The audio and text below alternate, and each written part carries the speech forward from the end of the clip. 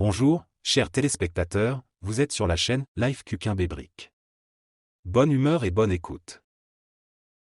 Grèce, je ne comprends pas, que veux-tu dire par Bati n'est pas à la maison? Grèce, la jeune et belle femme, était préoccupée par ses ongles et n'a pas répondu tout de suite. Cela veut dire que votre fille m'a encore fait une crise. Il faut l'emmener chez un médecin, c'est sûr. Je ne peux pas vivre dans ces conditions. Darren soupira plusieurs fois, essayant de ne pas craquer d'une voix calme, demanda. Explique-moi en termes humains ce qui s'est passé? Grèce mit finalement l'étagère de côté et commença à raconter. Elle est sortie de son gymnase et a mis la musique à fond dans la pièce. Et? Qu'est-ce qui s'est passé? Elle savait très bien que je dormais encore. Elle l'a fait par dépit. Attends, elle vient à 3 heures. Qu'est-ce qui dort à cette heure-là? À quelle heure es-tu rentré hier soir? Et ne mens pas, je vais regarder les caméras. Le visage de Grèce s'éclaire. Qu'est-ce que ça peut faire l'heure à laquelle je suis rentré? Nous parlons du comportement de votre fille. Nous continuerons cette conversation quand j'aurai découvert à quelle heure votre femme mariée est rentrée.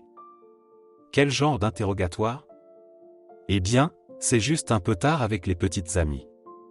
Darren la regarde en silence. Eh bien, il était 16h00. Un peu plus précisément. Grèce s'est levée d'un bond. Je ne me souviens pas, je ne regardais pas l'heure, et qu'est-ce que ça peut faire si tes filles ont besoin d'une aide psychiatrique, dit Darren d'une voix glaciale. Ce dont ma fille a besoin, je le déciderai moi-même. Elle a mis de la musique et c'est comme ça que vous vous êtes réveillé? Oui.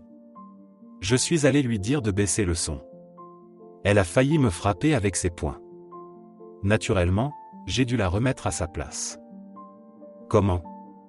Vous l'avez frappée? Personne ne l'a frappée. Je l'ai juste un peu poussée, c'est tout. Que s'est-il passé ensuite? Je lui ai expliqué comment les enfants devaient se comporter. Elle m'a insulté et menacé. Puis elle s'est libérée et s'est enfuie. Elle s'est libérée? Vous la teniez? Grèce le regarde avec effroi. Non, juste. Darren alla à la fenêtre. Dehors, la nuit tombait. Le blizzard hurlait d'une manière qui donnait l'impression qu'un animal hurlait. Il se retourna lentement. S'il arrive quelque chose à Batitina, je te couperai en morceaux. Il avait dit cela calmement, mais Grèce avait reculé. Tout le monde en ville connaissait le passé criminel de Darren. Il composa rapidement un numéro.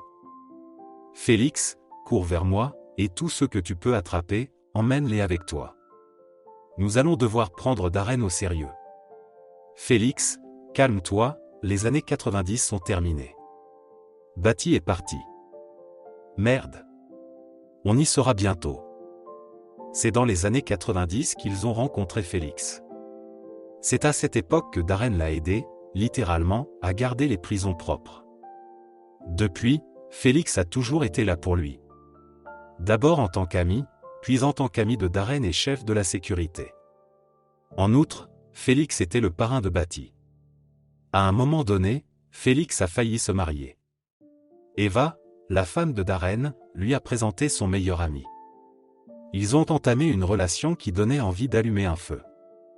Et puis Félix est tombé en panne. Que ce soit à cause de sa jeunesse ou d'autre chose. Quoi qu'il en soit, Eva, la petite amie de Maria, l'a surpris une semaine avant son mariage avec une fille. Félix s'est presque mis à genoux pour prouver qu'il s'agissait d'une vulgaire cloflina, mais Maria s'est acharnée. Eva est restée en contact avec elle pendant un certain temps, car son amie est partie juste après le scandale.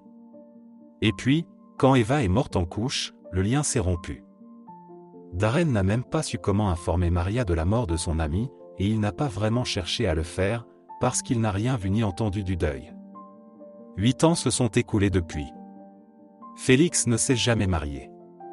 Darren savait qu'il avait eu des liaisons, mais rien de grave. Mais Bati Félix, lui, avait le béguin pour lui. Darren était en train de s'habiller quand on sonna à la porte. C'était Félix. Les autres seront là dans 1 minute. Qu'est-ce qu'il y a? Darren fait un signe de la main. Tu ne sais pas.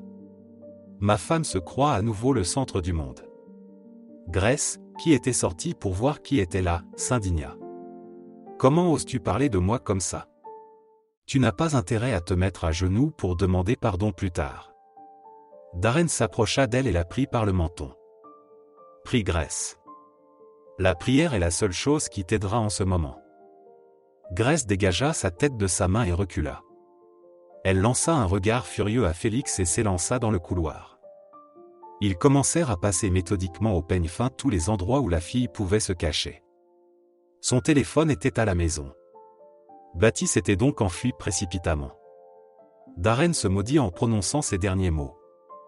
Après tout, il savait qu'il y avait une guerre froide entre sa fille et Grace. Pas question de parler à l'enfant, de l'écouter. Le travail passait avant tout. Il avait toujours peur de perdre un contrat ou l'autre. En fait, quand il a épousé Grace, il espérait qu'une femme remplacerait la mère de Batty. Et il s'est avéré qu'elle est devenue la principale ennemie. Cela faisait déjà plus de 2 heures qu'il cherchait. La nuit est enfin tombée. Félix s'est approché de Darren. Il lui dit en se cachant les yeux. Darren, nous devrions appeler la police. Darren ne réalisait que maintenant qu'il risquait de ne pas retrouver Batty, jamais, jamais. Il a eu une terrible crise de panique et a crié. Félix, appelle la police. Qu'est-ce que tu attends? Il écouta faiblement Félix au téléphone, et son esprit s'égara vers le souvenir du nombre de fois où des enfants avaient été volés pour obtenir une rançon et n'avaient pas toujours été traités comme ils auraient dû l'être. Darren essaya de repousser ses pensées. Rien de tel ne leur arriverait. Batty en voulait simplement au monde entier et se cachait quelque part. Il ne pouvait en être autrement. Lorsque la nuit est tombée chez Darren, son cœur s'est mis à battre la chamade. Batty est une fille intelligente, elle comprend exactement ce qu'il vit. Et si elle avait pu, elle se serait déjà montrée. Dehors, c'est l'hiver, le blizzard. Que faire? Il court de parc en parc. Sans cesse, il retourne à la maison, espérant que la fille est déjà rentrée. La télévision montrait une photo de Batty toutes les 15 minutes. Tous les policiers étaient debout. Il a de nouveau couru jusqu'au parc, où ils aimaient se promener avec sa fille. Il ne comprenait pas pourquoi il était si attiré par cet endroit. C'était la 3e fois qu'il y allait. Les allées étaient enneigées et les essuie-glaces n'apparaîtraient qu'au petit matin. Darren se dirigea lentement vers la rivière. Il y avait un petit barrage à cet endroit, et l'eau n'était pas gelée sur ce tronçon. Batty et lui avaient l'habitude de venir ici le week-end pour nourrir les canards, qui étaient nombreux en hiver. Il s'arrêta devant l'eau. Le blizzard semblait commencer à se calmer. Des étoiles apparurent dans le ciel. Darren tressaillit, se retourna. Un garçon se tenait devant lui. Il n'était manifestement pas habillé pour le temps qu'il faisait, mais il se tenait bien. Darren pensa qu'il s'agissait d'un vulgaire mendiant et mit la main à la poche. Mais le garçon reprit la parole. « Cherchez-vous une fille, par hasard? Elle s'appelle Batty. » Darren se précipita vers lui et l'attrapa par les épaules. « Où est-elle? Sais-tu quelque chose sur elle? » Le garçon tressaillit d'effroi. « Lâche-moi, tu me fais mal. » Darren lui arracha les bras. « Viens avec moi, je l'ai trouvée ici. Elle est très calme. J'ai eu du mal à la persuader de venir nous voir, alors que sa mère partait travailler la nuit. Et je lui ai donné du thé. Elle m'a dit que sa belle-mère la battait et que c'est pour cela qu'elle s'est enfuie. Elle m'a aussi dit que vous alliez la chercher. Mais je n'ai pas besoin de vous dire où elle est, parce que vous ne vous souciez pas d'elle. Tu n'aimes que ta belle-mère. » Darren, marchant rapidement à côté de lui, demanda. « Pourquoi m'as-tu dit? » Elle s'est endormie, et dans son sommeil elle pleure et t'appelle. Et puis, je crois qu'elle a de la fièvre. Darren faillit courir, le garçon lui indiquait la direction à prendre et le suivait à peine. Ils s'approchèrent d'une vieille petite maison. Elle ressemblait plus à une grange. « C'est ta maison? » »« Non, nous louons, mais nous achèterons certainement une maison un jour. » Le garçon soupira d'un air rêveur et ils entrèrent. Batty a dû être réveillée par le martèlement de la porte. Elle sursauta en voyant Darren. Papa. Et elle pleura immédiatement. Darren la prit dans ses bras et regarda le garçon. Il y avait quelque chose dans son visage qui poussait Darren à le regarder. Quel est ton nom? Jason. Je viendrai te voir demain, Jason, et nous continuerons à parler de ton rêve. La maison, c'est ton rêve? Jason sourit. C'est le mien et celui de ma mère. Nous venons de rembourser le prêt qu'elle a contracté pour mon traitement. Et maintenant, nous pouvons commencer à économiser pour une maison. Darren sourit, prit sa fille dans ses bras et sortit de la cabane. Il courut presque jusqu'à la voiture. Et alors qu'il rentrait chez lui, Félix l'appela. Félix, Marshall l'appelle, mais Baptiste semble avoir de la fièvre. Dieu merci, elle l'a trouvé. Je l'appelle tout de suite. Grace n'a même pas quitté sa chambre.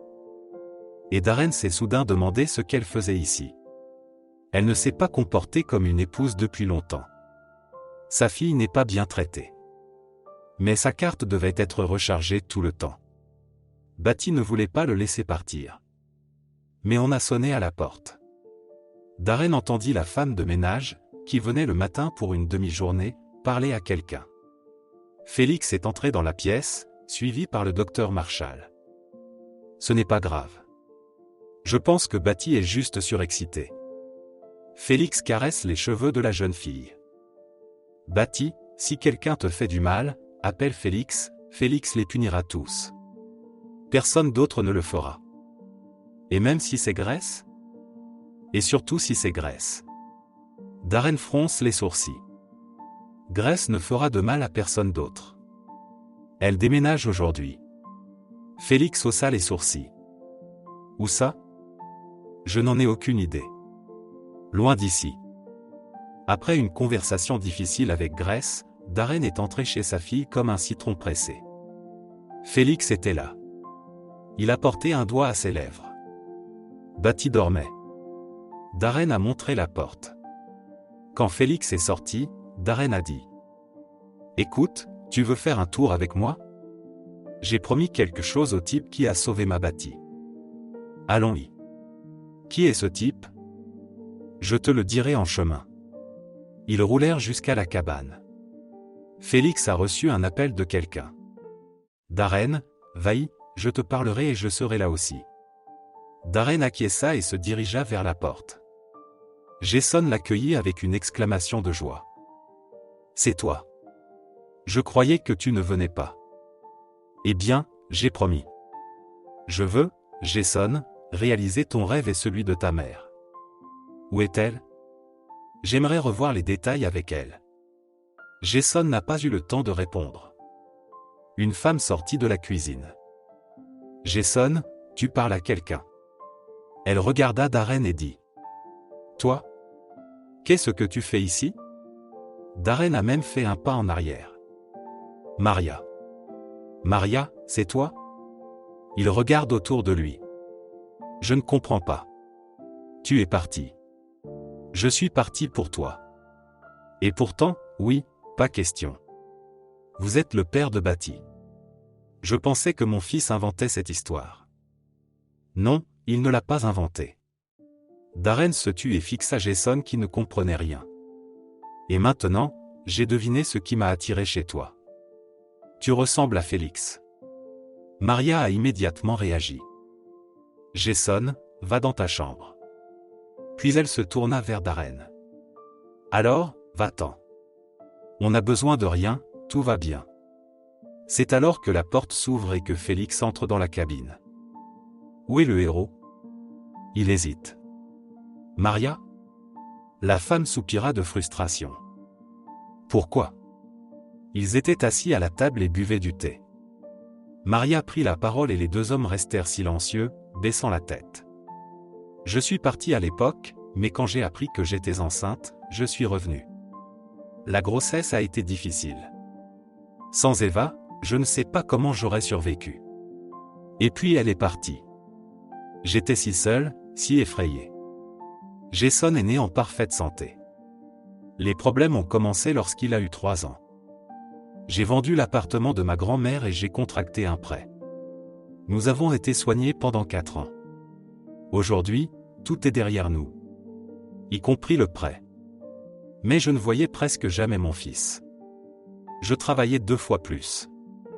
Donc tout va bien et nous n'avons besoin de rien. Félix la regarde d'un air sombre. Alors tu me prends pour un con, je vais me lever et partir.